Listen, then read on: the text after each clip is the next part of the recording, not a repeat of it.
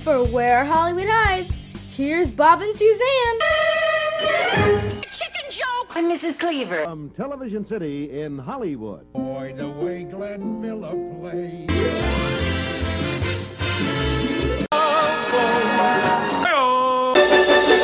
We can rebuild him. We have the technology. Nanu. Baby, you're the great. Here comes the judge. More cowbell. Matt Basher. There's anything wrong with that. And now for something completely different. There's no business like show business like Welcome to Where Hollywood Hides. This is podcast number 29. My name is Bob McCullough. And my name is Suzanne Herrera-McCullough. I want to remind everybody, go to the website at wherehollywoodhides.com and take a look at our book. You'll enjoy it. It's full color, hardcover, the ultimate gift book, the ultimate celebrity souvenir. And on the website, there's a 20% discount offer, or you can go straight to Amazon or your local bookseller. And if you like these podcasts, please just take a moment to go to iTunes Where Hollywood Hides and give us a 5-star rating. Not a 4, not a 3, but a 5-star rating. And maybe even a couple of review comments, like how much you like us. And when you're on FB, that's Facebook for those seniors who are just coming around to logging on. Please visit the Where Hollywood Hides page and give us a quick like. It really does help get the word out. We have a great show for you today. An interview with one of America's most iconic actresses, someone who has been in 3 major hit television series, a name you'll recognize. A super lady. A great lady. It's a great interview. The only female actress ever to have acted with Elvis Presley in 3 movies, correct? That's right. A real nice person, which really comes through in the interview. Hasn't it been a lot of fun watching Jimmy Fallon? Yeah, he's had some incredible guests. Oh my God, he had Barbara Streisand on. That was impressive. The whole hour was devoted to her, which was really interesting to me because half of the hour, they were both trying to convince the audience that she was a nice person. I'm sure she is a nice person. It's just she's a real tough business. That's not her reputation. No, she has a reputation as a real diva, but you have to understand, her career is very long. Well, she is a perfectionist. And she's a tough businesswoman. And she has a fabulous voice, and she is Barbara Streisand, but she even sat in Jimmy Fallon's chair. I don't think he wanted the pressure of interviewing her. That's a power diva for sure. Yes. Anyway, it was very interesting. She has a new album she was plugging called Partners. It's a great album. She does many duets with a lot of great singers. You'll have to buy it to hear it. I'm sure you will buy it. Absolutely. I'm a big Barbara Streisand fan. Anyway, and they also featured the very next day was Jerry Lewis, one of Jimmy Fallon's idols, he says. That was awesome. I was blown away by his energy and how fast he is. He's really quick. You know, he's 88 years old, and it's been 50 years since he made The Nutty Professor. Great movie. Still love it. Great movie.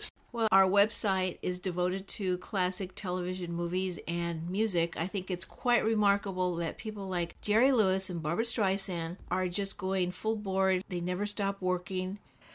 Given that, I normally would not mention this, but I think we have to mention the fact that showbiz has really suffered hard losses this month with Joan Rivers and Robin Williams. They will truly be missed. It's really having an impact on the industry and in, I think, audiences worldwide. Anyway, I will miss Joan Rivers and, of course, Robin Williams. Nothing needs to be said. He was one of a kind. Indeed. And today's show, we talked to somebody who's also one of a kind. When you meet Shelley Fabares, you will be impressed by just how human she is, and you'll learn an awful lot about what it's like to be a child actor and what it's like to be one of the very rare child actors who has a very long adult career. And of course, like everyone else, every other American female, we all wanted to be Shelley Fabares. So let's go talk to Shelley. Here's Shelley. Hi, Shelley. Hi, Suzanne. It is such a pleasure to speak with you. Thank you so much for doing this. Well, you're very sweet to want to do it with me. I appreciate that a lot. And Jimmy speaks very highly of both of you. Jimmy Hawkins has nothing but fabulous things to say about you. He is your number one fan, you know. I'm sure he's told you we've been friends since I was 7 or 8, and I did an episode of the Annie Oakley series. So on the Annie Oakley show, he must have been something of the older man for you. Well, he was, I think he was, I've never quite gotten it straight. I was either 7 and he was 9, or I was 8 and he was 10, somewhere. So yes, I guess a bit of an older man, I guess. Sure. Then, by the time you were doing Annie Oakley, you'd already been in the business for a while. Yes, I actually started working when I was 3 years of age. Now, had you come from a showbiz family? Well, yes and no. My aunt is Nanette Fabares, and she was at that time the brand new, bright, huge star on Broadway.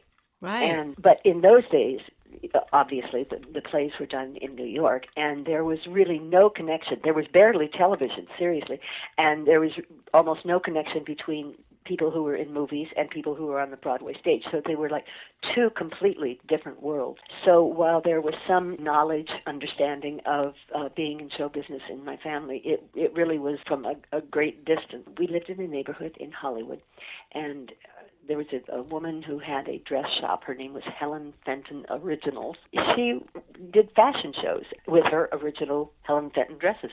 And she came around to our neighborhood, and she asked all the different mothers if they had children, if they had girls, and if she'd want them to be in a fashion show. As simple as that. My mother was always painfully shy, just painfully shy, and had been excruciatingly so when she was a little girl. And in school, she would get sent to the principal's office every day because they would ask who, present.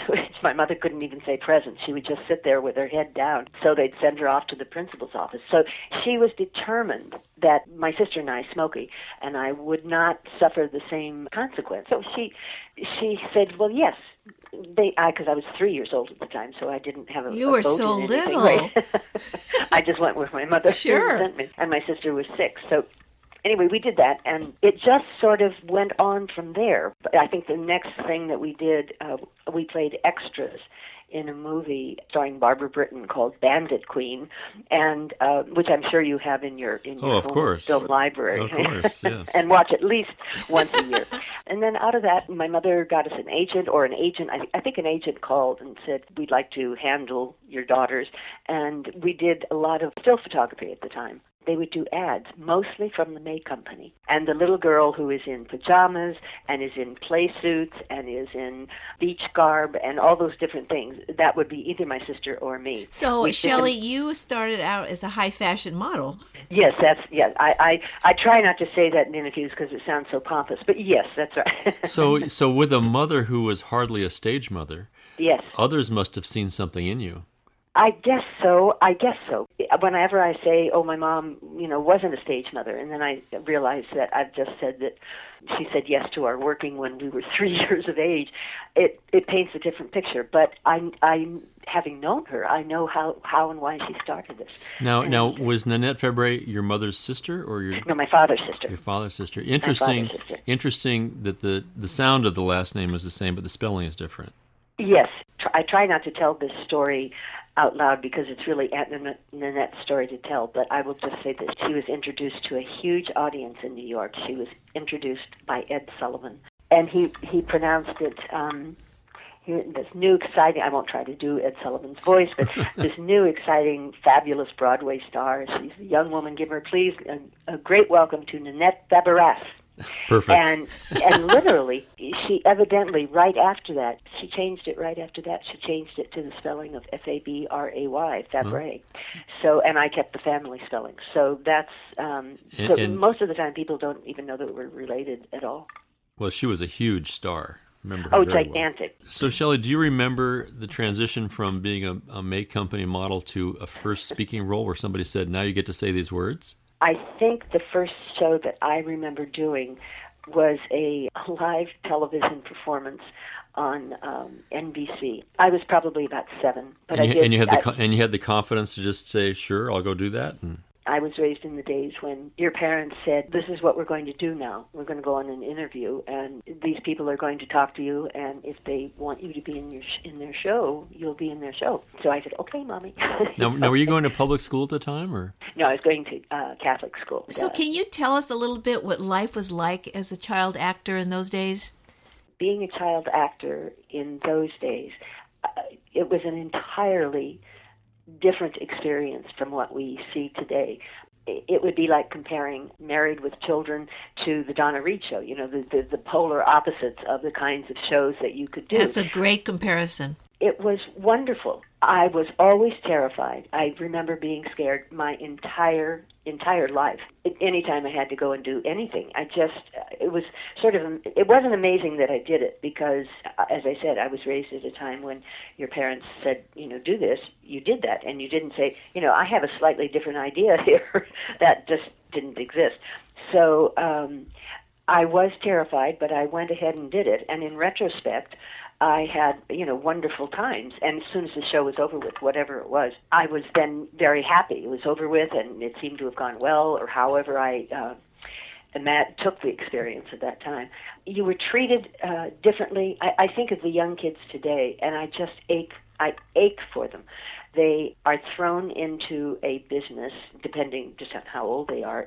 Today, it's a different world. I mean, you have the paparazzi, you have the articles written about you. That none of that was going on when I was growing and the up. Internet. No, now they have no privacy. They can make no mistakes in public view because there is no privacy at all. Everybody sees it and knows it within a minute's time of your doing. Right, everybody's under a microscope today. When you were a kid. And kind of just thrown into all of this, did you begin to study acting? I mean, who gave you the foundation for performance? Life experience, or actually just working. No, I've never taken acting lessons. There are an awful lot of acting instructors out there who don't want to hear that. Right, I know. Well, I don't think it was the right way to do it, to tell you the truth. But because I really had, and still have, excepting through experience, I have no craft, to what I do. I do what I do, and I have learned through the years what is good, what is not good. No, I just had no training. Now, Shelley, Right. Early in your career, you were in a movie called A Bad Seed. Yes, I was. And I have to tell you, I will never forget that movie. Which is why we don't live in a house with stairs. Right. But my question to you God. is, you were what, 9 or 10 years old when you made it? I think nine when I did that. Yeah. Now, were you aware of the topic of that movie? Not at all.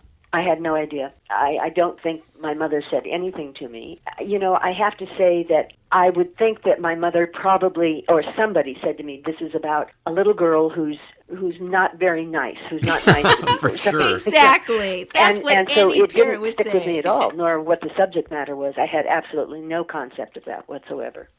And I wasn't in any scene where Patty did anything. She was just being, did anything evil. She was just being a little girl in the park. Right. Well, after seeing that movie, I really was careful who I chose to be my friend in school. But I understand that. It's a very powerful movie. Yes, powerful and is the word. That movie came just as your career really began to take off. Yes, it did. It did sort of go that way. I did work a lot. And do you recall what led or what the precursor was to being cast as a regular on Donna Reed? You mean what shows I did? Yeah, being chosen to be a regular on a television series is a huge step up from being a guest spot or small bit parts. Yes, absolutely. And the way it happened is the way the life always went at that time. Your agent would call and send you out on an interview. And by then you were well aware of Donna Reed. No, I knew nothing about Donna Reed. Oh, really? No, I knew nothing about her. And nothing. she had been a major star prior to that. Yes, she had been, and I had, I'll say, lived a very sort of sheltered life. I wouldn't have seen From Here to Eternity, and Right. so I didn't know anything about her. But I was told that I was going on an interview to play the daughter of this woman by the name of Donna Reed, and it was going to be her show, and that was basically it. And what I remember two things the most about this interview process. Shelley, first of all, how old were you? When we started the show, which was in July of 1958, I was 14. Oh, okay. You go on the interview and you meet the people and in a room, and you say, hello, how do you do? And they ask you whatever questions they ask you. And then they say, thank you very much, bye-bye. And then if you get through that round, then you go and you do a screen test. And they did a screen test with 5 or 6, maybe more girls who were there to do a screen test as Mary, and many different boys to play Jeff, and different dads to play Alex. So each one of us did a scene with Donna. So here's what happened. I did not get the part, and it turns out that just as they had decided on another girl, and just as they were getting ready to pull the production all together, Donna Reed said, I want to see that one girl again, Shelley Fabares. I want to see her again, and let's test her again. She said, I have a feeling about her. Well, she had real star power then. Yeah. Oh, yes. I mean, it was her company. She and her husband owned the company who were doing it. It was not called the Donna Reed Show for nothing. Right. No, it was the Donna Reed Show. But whatever it was, something about me stuck in her mind, and I went back and did the test again, and then they called me and told me I had the part. Oh, that's a good story. So she had a real more than just an academic interest in the cast. She wanted to have some emotional connection, and she felt it with you. Yes, that's exactly right. So what was it like? Right. What was it like on the set with? I mean, Paul himself was a charismatic young man, and Carl Betz is probably one of the most handsome leading men on television ever. Absolutely, no question. So what was that like being on the set day in and day out? Because that was a real grind. You guys had a full season. Yes, they were 39 episodes a year, so it was. That's a lot. Yes, it was a lot. It was just a fabulous experience. We laughed, oh my gosh, we laughed so hard. Donna had a fabulous sense of humor, and just silly things happened all the time. Donna was always kind and good and generous of spirit and generous in every way, and very available to Paul and to me, as was Carl, so that it was, we really did feel like a family. And I'll tell you that for the first, 3-4 years, we never went anyplace. We shot in Hollywood. And so my life really consisted of filming the show, which took a week, 5 days to film it, and then just doing the next script. So I was aware we were doing a television show. I was not an actual idiot, but I didn't have any idea of how big this show was. And a few years after that, actually it's when my record came out, which is another whole story, but I got out into the world of the public, and I was just sort of staggered by how popular I was, how popular the show was, how popular we all were. It was just sort of amazing to me. Well, if you don't mind my saying so, it sounds like you're far too normal for the business. Thank you. That kind of thing has been said to me before, and I agree with you. My husband says the same thing about me, and I say the same thing about him. People that we work with, both of us, always go, "But you're so normal." So you just touched upon something that is a highlight in really American culture, and that is your recording career. Tell us how that all came about and what you went through there. Shelley, I know I have to say this. I know you've been told this many times. Number one, I wanted to be Mary Stone. I wanted to be you, along with millions of other teenage girls. And number two, Johnny Angel. I loved that song.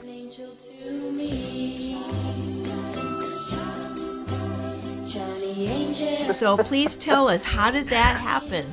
Here's how it happened. In between the second and third years of the Donna Reed Show, Tony Owen, who was married to Donna, he was the other producer. They were the producers of the show, and he came to both Paul and me. And at that point in time, Ricky Nelson was exploding on the scene from Ozzie and Harriet, and he would sing at the end of the show every week, and his records started to sell. Suzanne just fell on the floor at the mere mention of Ricky Nelson. I was probably down on the floor with her.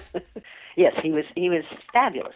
Anyway, Tony Owen came to each of us, to Paul and to me, and he had a very gruff voice. He would talk like this. "Hey, Shelley." And he was a big, tall man, and he was always so scared. "Hey, Shelley, Paul, hey, listen, we got a great idea." And then he went on to say, "We're going to have you and Paul, the two of you, sing some songs on the show. We'll record them, and then we'll put them out as records." He said, like Ricky Nelson does. And I was astute enough to think, oh, this is such a bad idea. Besides which, I was terrified. I mean, I was... Had anyone heard your voice before? No. Oh, my goodness. No wonder you were scared. Yeah, nobody had. Oh, my goodness. So I said, "Oh, Mr. Owen," I said, "Mr. Owen, that's a really good idea, but I can't sing." And Paul was, of course, gung-ho. He was ready to go. It was so hard for me. I never had said no to an adult asking me to do something. I mean, they didn't ask me; they sort of told me, and this is how scared I was for me to say to him, "No, I can't do that." And so one day he came to me and he said, "Hey, Shelley," and I said, "Yes, Mr. Owen," and he said, "Do you like being on the show?" And I said, "Oh," I said, "Yes, Mr. Owen, I love being on the show." And he said, "You want to be on the show again next year?" And I, not seeing the train that was barreling towards me, I said, "Oh, yes, Mr. Owen, yes, I would love to be on the show." He said, "Then sing." And that was it. That's a bottom line suggestion, isn't it? And remember, it was said in this way, "Then sing." From that point, I mean, did you start singing in the shower and trying to find your voice? No, the truth is that I had done a lot of singing, but in these musical reviews that this one woman in Hollywood, I took singing lessons from her, all part of the tap dancing lessons and the ballet lessons and everything that my mother had both my sister and I doing all the time. No, I didn't practice anything because every time I would think about it, I would just make my mind think about something else. It was too scary. But at least you could carry a tune. Sometimes I was right. I am not a singer, and not schooled in it, but just not a singer. To what do you attribute the fact that you had the number one song? It was the right song at the right time. The show was very, very popular, and so we had a built-in audience.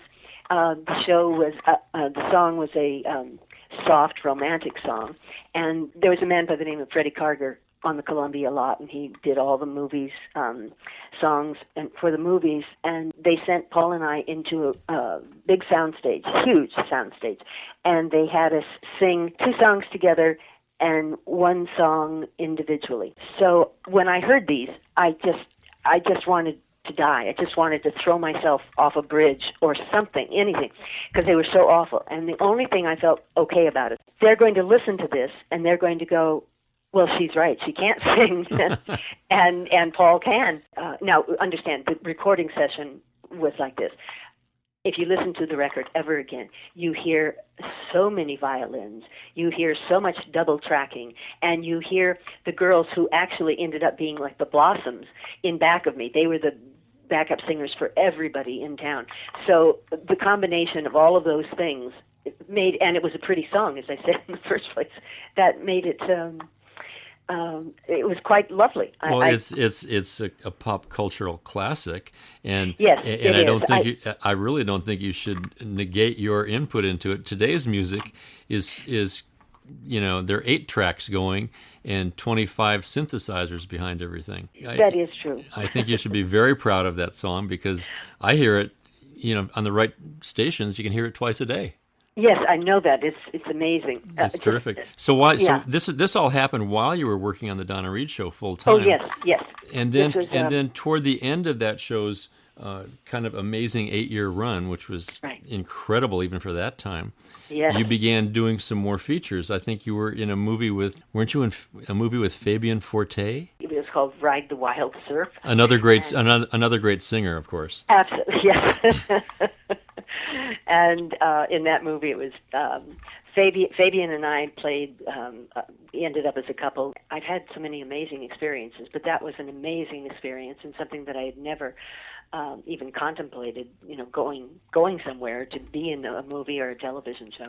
So Shelley, let me ask you, you were, whether you admit it or not, a big TV star. You have a number 1 song, a huge song.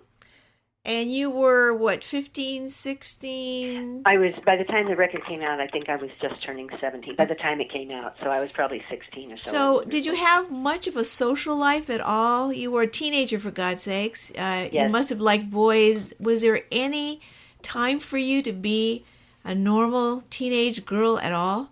No. There wasn't time. I didn't go to regular school. So I never met other kids. Did you have any boyfriends? No, I didn't. No time, right?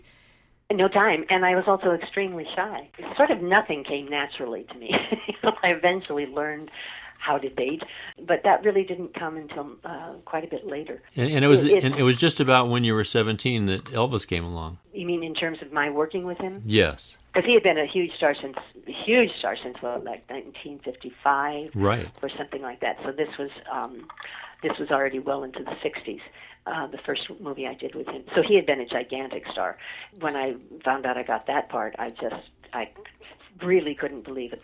And during the casting process for that, were you aware it was going to be an Elvis picture? that process was different than all the others. Because I was known at that time, and the show was I was just finishing with the show. The agent I had at that time made a deal with MGM for me to do 3 movies with them. And the first one was going to be this movie called Girl Happy with Elvis Presley. I can't explain to you how unreal that was to me, and how, now, the fact is, I had always loved Elvis's music, but I had not been one of his screaming, fans. It just wasn't my style. Who I loved was Jimmy Stewart, so that gives you an idea of sort of where my head was at that time. But I will say, the first day he walked onto the set, it was unbelievable. It was unbelievable. He walked onto the set, and you could, before you even saw him, you could just feel this energy in the air, and it was like, I was already on the set, and Marianne Mobley, who was also in the movie, we were both on the set. It's sort of like Thus Spake Zarathustra, which he used as his opening number when he was in Las Vegas. Yeah, but that's what it was like. You were hearing that music. You weren't hearing it, but that energy. And he, came around a corner. I just was dumbstruck, and I thought, well, that's Elvis Presley. You're the only female to ever appear in 3 of his movies. Yes, that's true. Yes. To what do you attribute that? Was Elvis interested in you? No, but I'll tell you this. You know how you meet certain people and you just kind of go, hi, and it's like you've known each other like forever? Yeah, you click, right? Yes, just right away. And that's what happened right after I had thought, oh my God, that's Elvis Presley. And then the next thing I knew, he was being introduced to me, or I was being introduced to him. And it just sort of happened. We just sort of clicked. And I know that he liked me. I in fact loved him, and I know that he loved me too, but not in that way. I had just gotten married when we did Girl Happy. I had gotten married 2 weeks before we started the movie.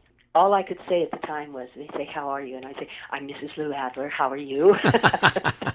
I talked about nothing and saw nothing but my husband. I just was, I was madly in love with my husband. And I think that was very clear. But along with that, it was clear that he and I had a very easy camaraderie. And then I think it worked well on screen. And I think all of those things went into making it happen that I did 3 movies. I still had a fairly recognizable name, and, he didn't want to do those movies anyway. But I think knowing me made it easier, and knowing who he's going to be working with. So it happened, and we just, I loved him dearly. That's basically, I'll say he was a wonderful, wonderful, funny, dear man. That's I great miss to him. hear. Yeah, he was just wonderful. There's only one Elvis, right? That's right. He was, and he always will be. There was nobody like him. I know other people have been huge and all that, but nobody has ever been Elvis. And, it was a special mixture of atoms and whatever all goes into making up this person. There are very few people ever who have the kind of charisma you're describing. Yes. In one of our very first podcasts, Suzanne and I were talking about our careers, and I had the same experience when I very first met Kirk Douglas.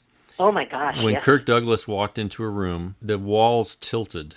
Yes, I'm sure, yes, absolutely. And it's just it's a gift and kind of a burden that some people have. It's both things. It is a blessing and it is an absolute curse. And it is something that the people who have it, you can't learn that, you can't do that, you can't act that, you just either have that or you don't have that. And as you said, very few people have those ingredients. Whatever they are, they're amorphous. What does make up all of that? But all you know is that when that person is around. Yeah, I mean, I'm not a big spiritualist, but sometimes there is an energy and an aura and things like that, and yes. And certainly Elvis had that. So while you're doing all of this, you're still doing some television work, and you wind up doing a show called One Day at a Time. I had been cast first in Norman Lear's production, Mary Hartman. Right. And I don't know if you remember it, but Of it was course. starring Sure. Louise Lassett. Yeah, and then Louise left the show, and they decided to go on doing the show, and they changed the name to Forever Fernwood and added a few new characters, and I was one of the new characters who was added, and I played a really sadistic, mean person. I really Against was. type, right? Yes. But it was a real cult favorite. Absolutely, it was. Yes, the cultish people loved it. Absolutely loved it. And Shelley, did you enjoy playing a bad role? Oh yes, it's always more fun to play. You have more to play with. You have the best lines. You have the most acerbic, cutting lines. You have, people hiss and boo you, and that's a great reaction to have from people. Sure. The part that I was always cast in, and that was another reason for the in the Elvis Presley movies. I portrayed the kind of girl that they wanted to show with Elvis. A really nice, sweet young thing, and who had a mind of her own. But you give the person a nasty role, and it's just wonderful. So did Fernwood transition into One Day at a Time? Did that open that door? Well, I got that part because of having done the Mary Hartman show. No, I'm sorry, not Mary Hartman, but Forever Fernwood. And then I got another call that they wanted to see me for One Day at a Time. One Day at a Time had a run of 9 years. Yes, and it did. let me ask you this.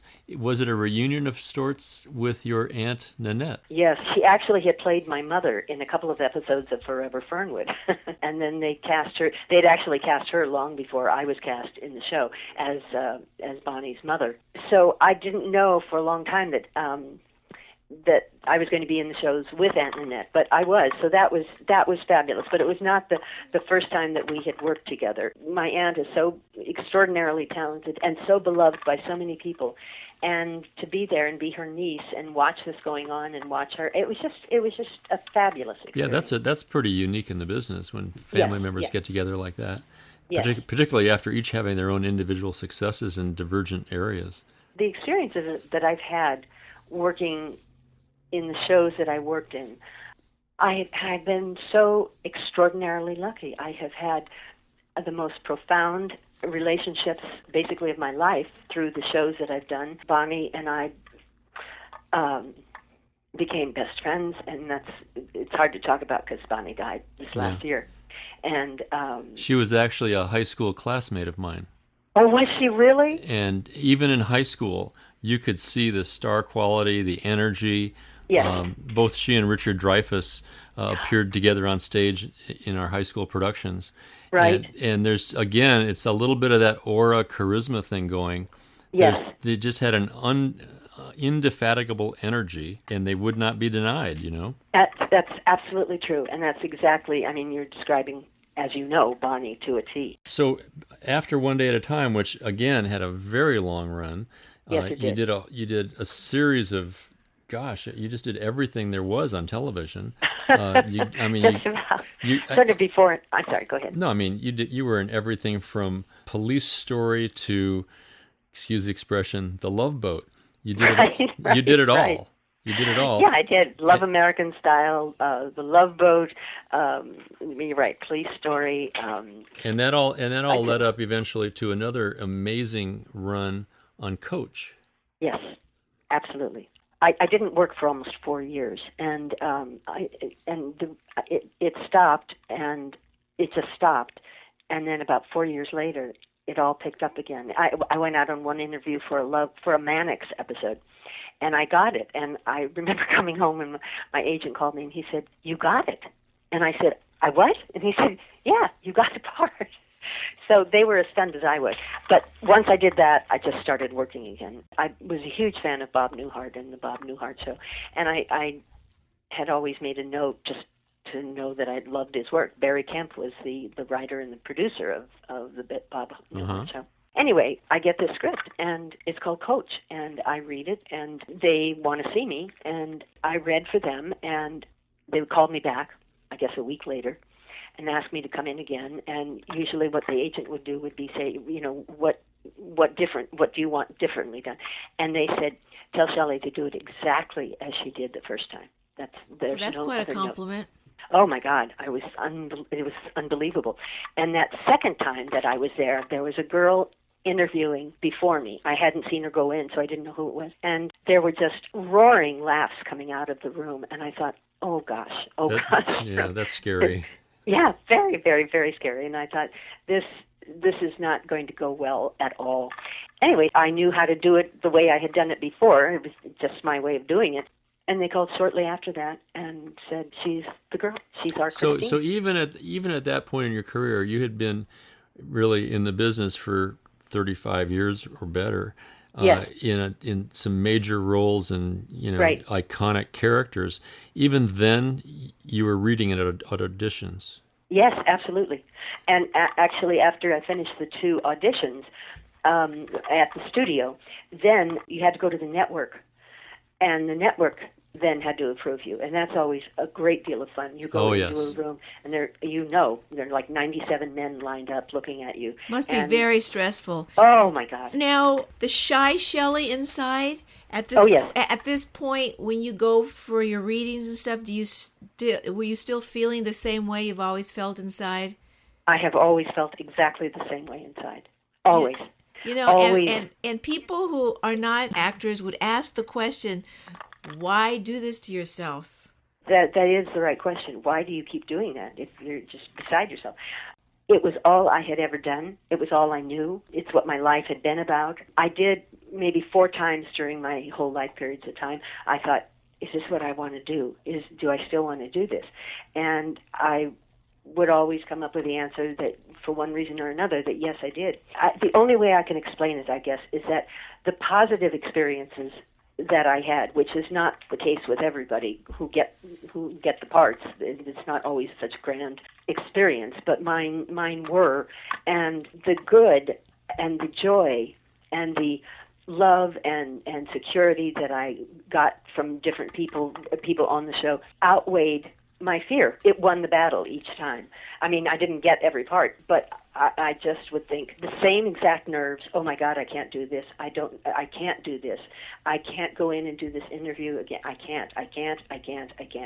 And of course I would go because I was a good Catholic girl all that time, and you did what we you're love told. those Catholics. Well, we've spoken to many actors, and many of them share the same feelings, and they go through the same thing. And some of them say that very energy, that nervous energy they feel, sometimes it makes them be and perform that much better. Well, the other thing I think, Shelley, in hearing you. You talk about the wonderful experiences you've had and really the positive life.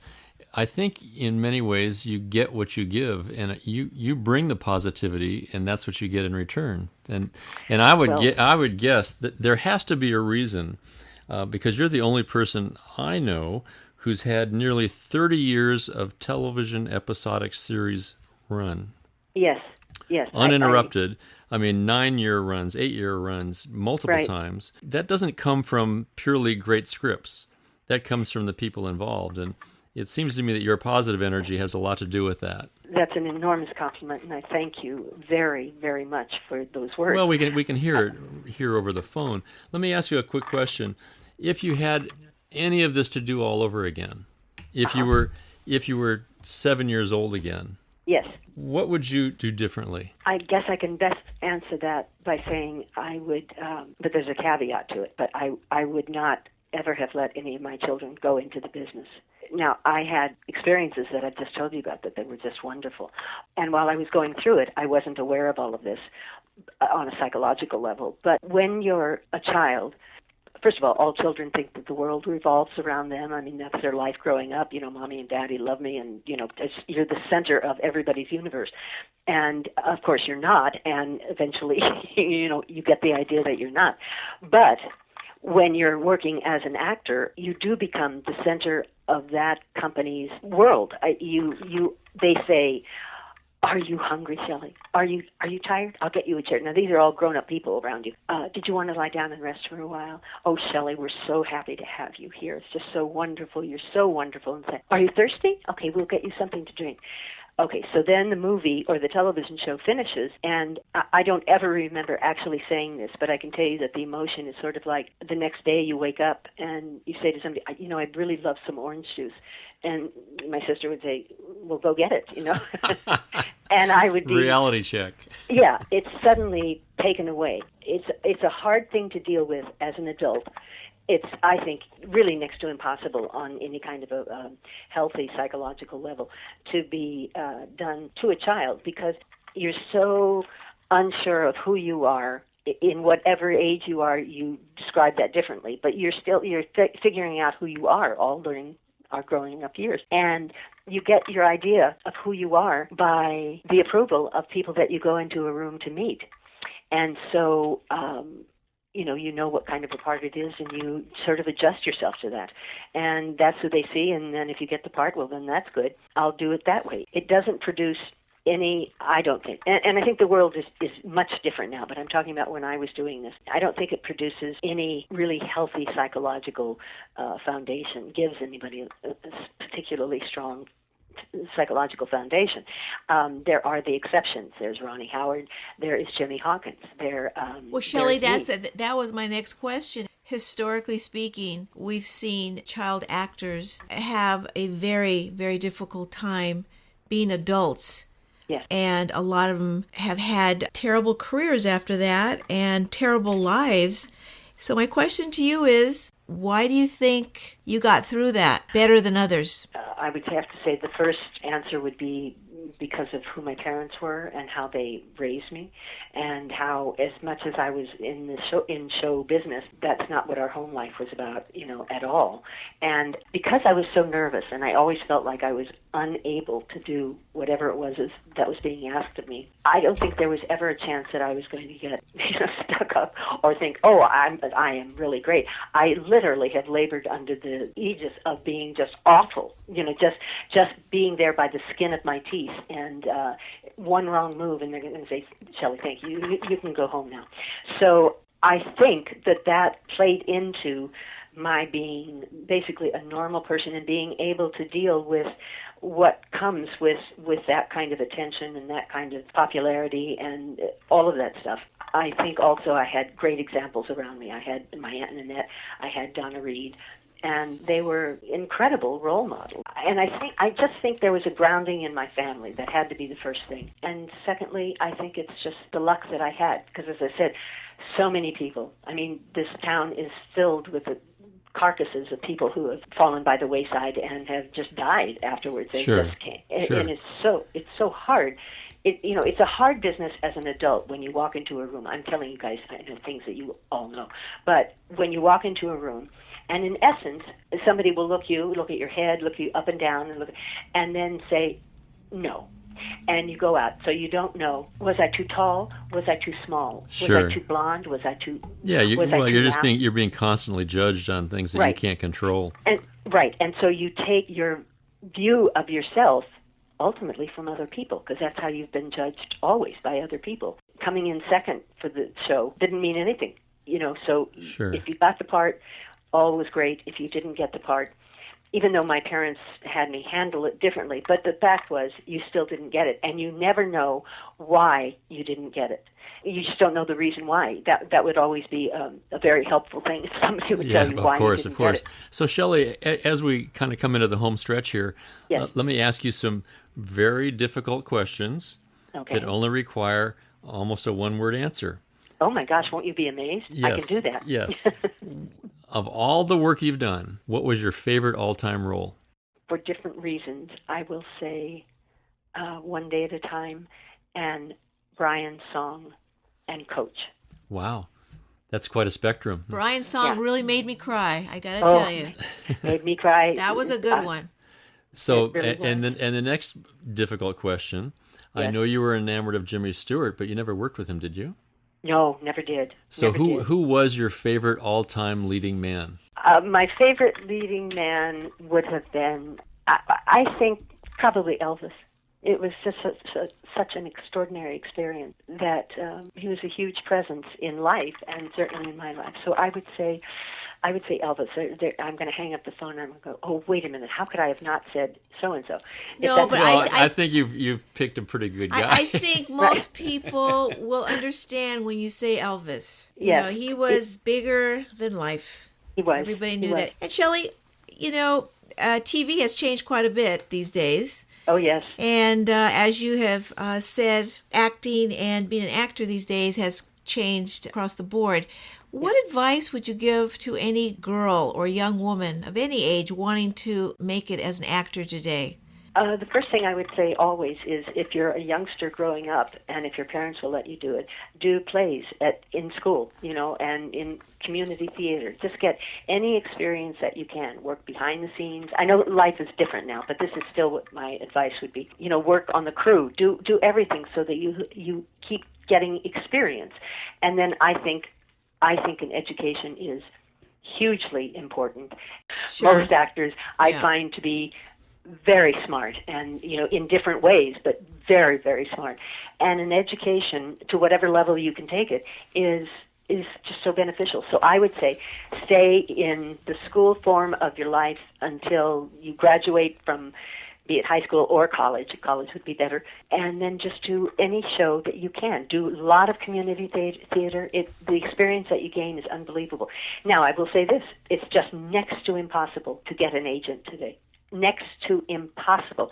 I worked with somebody very well known who didn't have an agent, hadn't used one for years, and hadn't really wanted to, but decided that this person needed to then. So I said, well, I'll call my agent. I said, that's just ridiculous. So I got on the phone right away, and they turned him down. To say that I was horrified and I'm embarrassed. sure. Oh, but just devastated for him. I talked to the agent afterwards, and I said, I don't understand something. This man has such a track record, and he is this and he is that.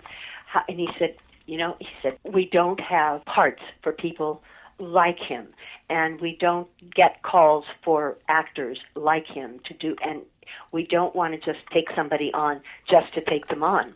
We try to take people that we feel that our agency can do, well by. All of which is good and is terrific. But what the actor is left with is they said no, they didn't want to. It's a tough business. Yeah, it's the business part of show business. It's so that's difficult.